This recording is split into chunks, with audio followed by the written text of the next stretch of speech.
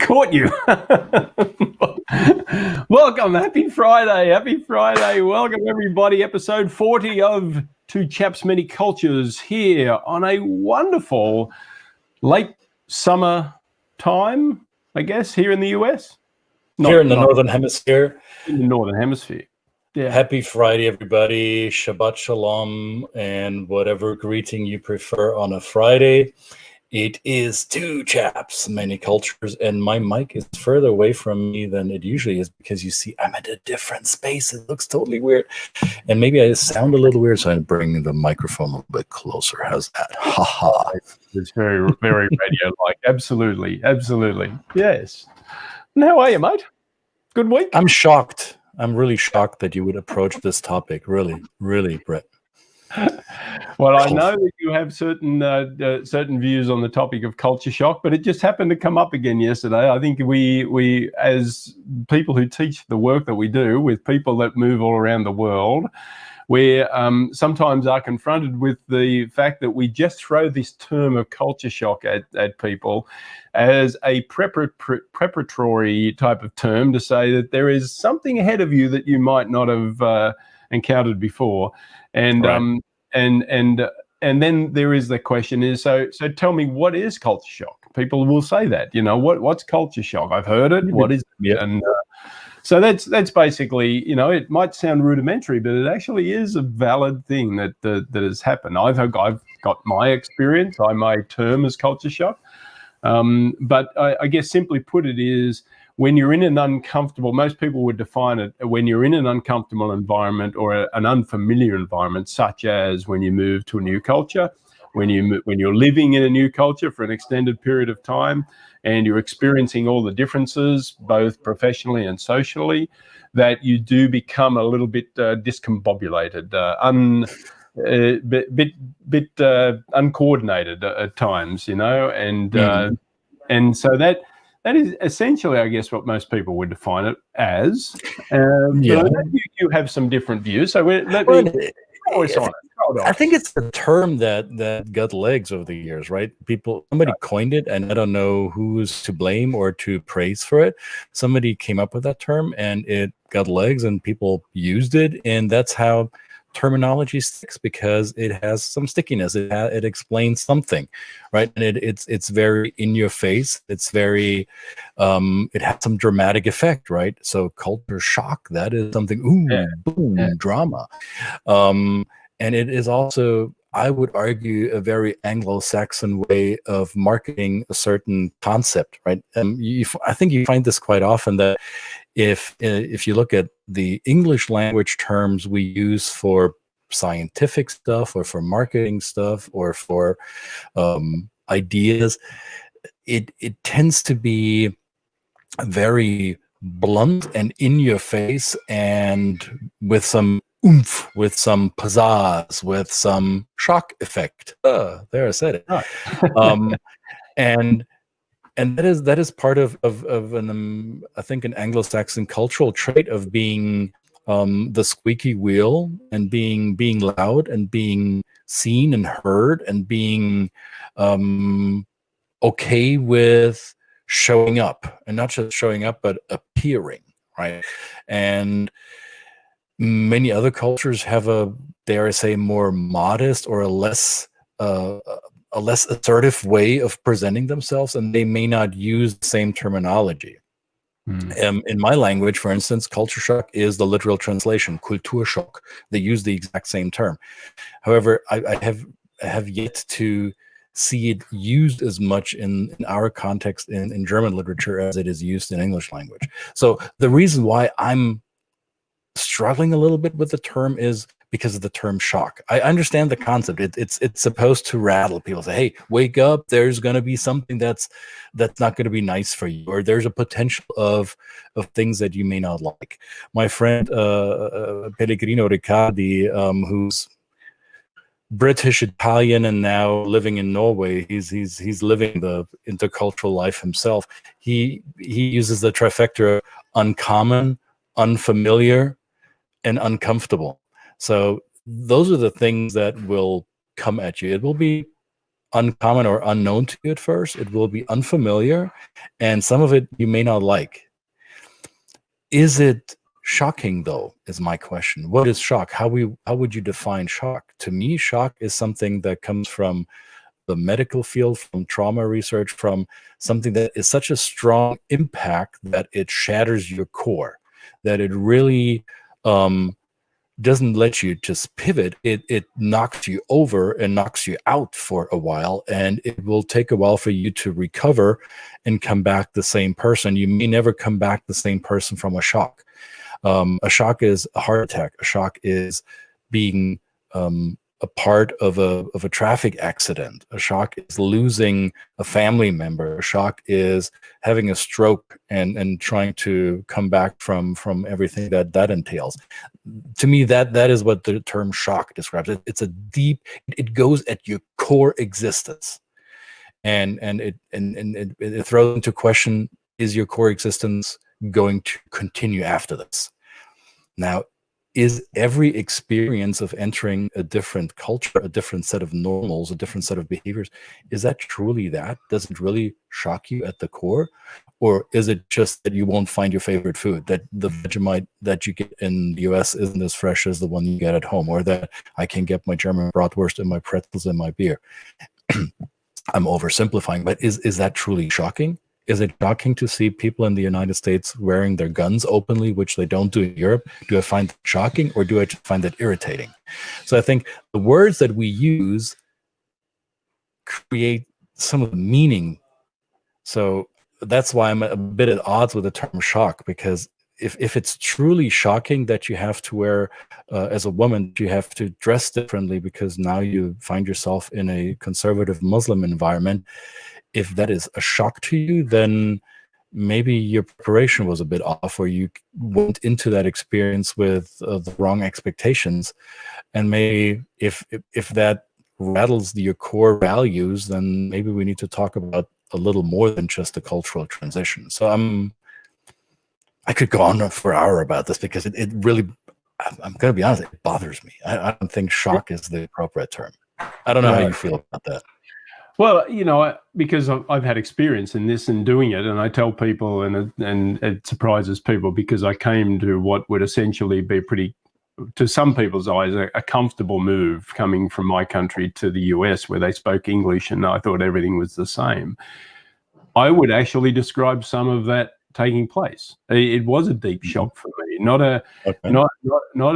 it was an intangible shock. It was something that was under the surface, something that I couldn't put my finger on, as far as different language, completely different food, although that was certainly part of it.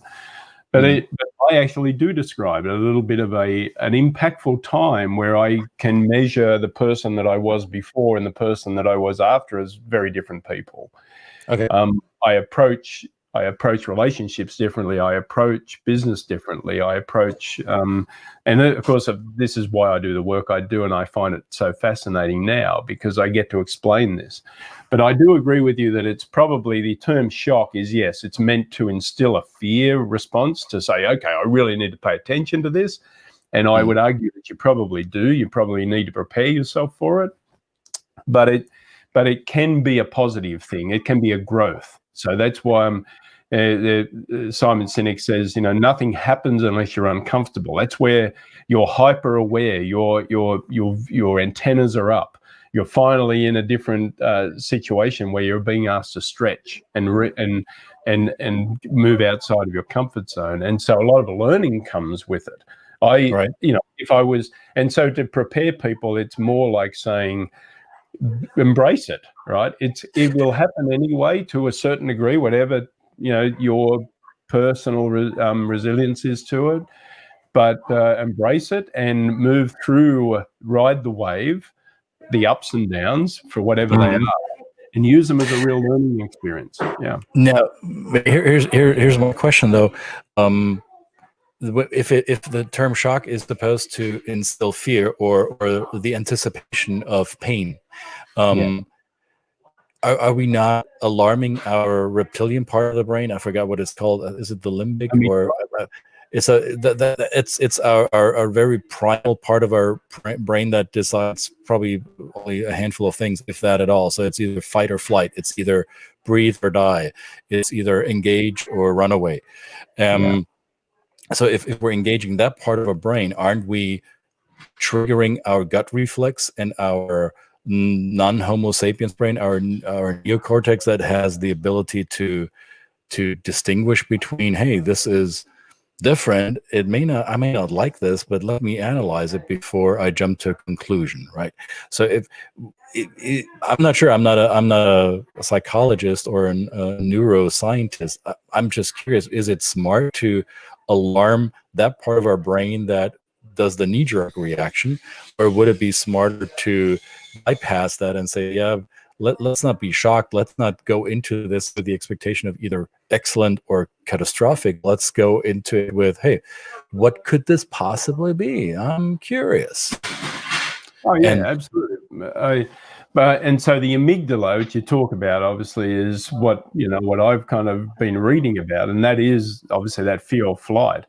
I don't think that we can negate that completely. I think it always happens. It happens to me, but it is that ability to actually recognize when that happens, how impactful that can be, and say, then, as you say, go, move it into your executive function and think rationally and start to question, start to be curious, about what it is about the action, what it is about the behavior of other people or the situation that is causing that response, and then saying, but maybe there's some real learning here. Maybe this is going to be more fascinating than I think that I think it's going to be. So I think it's complicated, and of course I'm the same. I'm no scientist or anything like that. So it is hard to. It is. I think at least it's a sliding scale, right? And I like Sue's comment that I'm going to bring up here. And by the way, this is live, as you can tell, and I'm going to ask a live question because there's no other way for me to do it. I don't know if you guys still see me moving around, because I see Brett's face frozen up, but that just might be on my end. So. Here's Sue Shinamaya's comment that she also prefers the term cultural surprise or adjustment or transition over the shock. But she's also right by saying it can feel like a shock to some people, just like Brett said earlier, being shaken at one's foundation. So we're not saying it's either one or the other, that you need to drop the term culture shock or that you will be misled by that term. That's not what's going on. We simply want to make sure that you are aware of the fact that if you encounter something that you find uncomfortable, you have a choice. You have a choice whether you want to make that mean shock or whether you want to make them, hey, this is new to me. What could be behind this, right? Right. Yeah. And so now I'm seeing my friend Brett making all sorts of stuff in his ends of the. See, our studio complex is being renovated, if you haven't heard yet.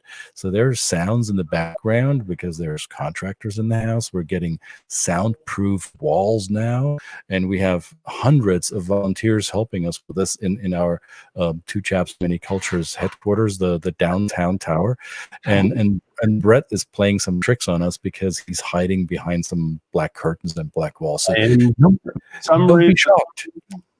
Can you still hear me though? We can hear you fine. It's shocking to hear you that clearly without seeing you. That's right. For some reason, it is completely yes, it's completely gone blank. I don't know what's happened to my camera. I'm behind the curtain, secretly behind. So I'm not going to. We're not going to play with it too much. But anyway, I will just say that it's.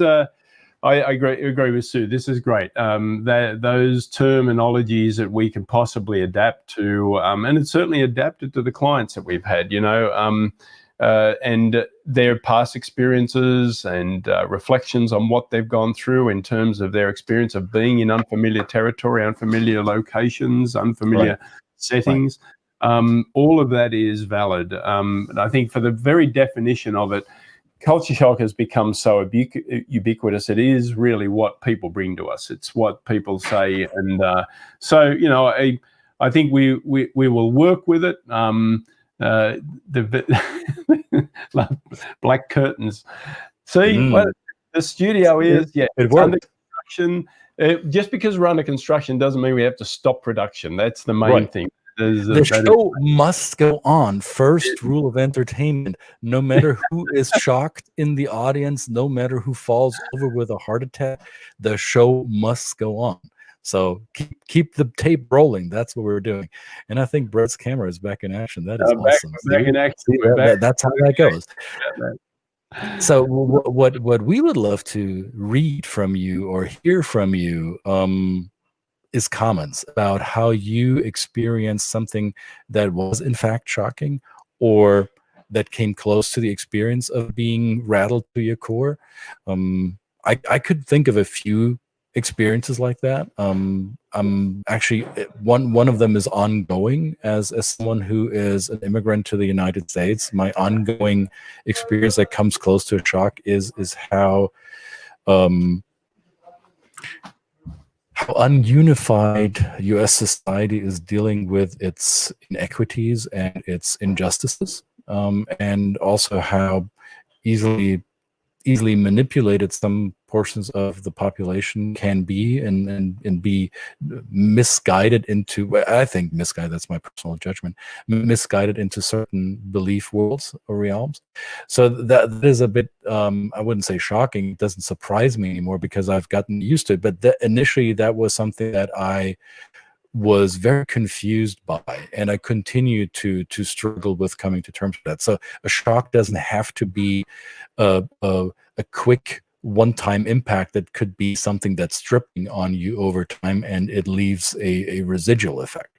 So whatever it was in your case, we'd love to read that in the comments. Feel free to shout that out, or even better yet, if you think this is too much to type in a comment, send us a note. Here is, you see underneath in the scroll bar, you see how you get in touch with us, and send us a note, and we might just invite you on the program to talk about it. That would be a lovely conversation that I would like to have. Don't you agree, Brett? Absolutely. The more the better. The more the better. The more the better. Yeah, I mean, you just don't want to listen to us all the time. We get boring. Where did you put the black curtain? Where did you move it to? Did you put it to the one side or the other side? Yeah, this side. Behind you. Okay. All right. Okay, behind me. All right. Okay. Oh man, good fun. Live. This is what live. But live TV used to be actually a real thing. I don't know how it used to be a real thing in the US, but in Australia, live TV. That's how a lot of TV was done. People got on camera and they just winged it, right? And whatever happened, and it made for some really wonderful moments. Now we're in, speaking about uncomfortable situations, right?